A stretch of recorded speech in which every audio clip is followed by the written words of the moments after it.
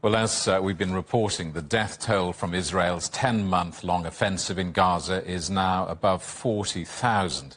Well over a third of those victims are children, while thousands more are thought to be missing or buried under the rubble. Tess Ingram is from the United Nations Children's Emergency Fund.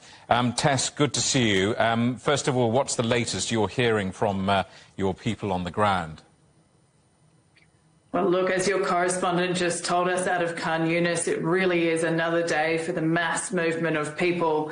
And it's hard to fathom how many times people have had to do this now. Over the last 10 months, we know some families that have moved a dozen times, every time more exhausted, every time with more injuries and less belonging. So it really is another really difficult day in Gaza. And on top of that, of course, we've heard of strikes in Gaza City in the north and in Al-Mawasi in the south, so the fighting continues, putting children's lives at risk. UNICEF, of course, no stranger to having to deal with tragedy around the world. I mean, how would you quantify what's going on in Gaza?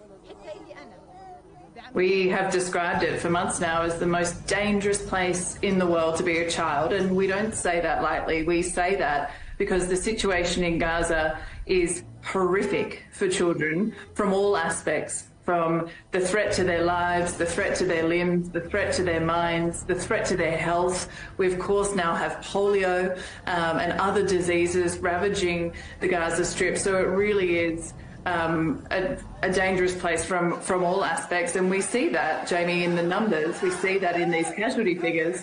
But we also see it in, the aspects of their lives that aren't quantifiable, that we don't have numbers for, that we can only really understand through being on the ground, through hearing these children's stories and trying to understand what the situation is like for them.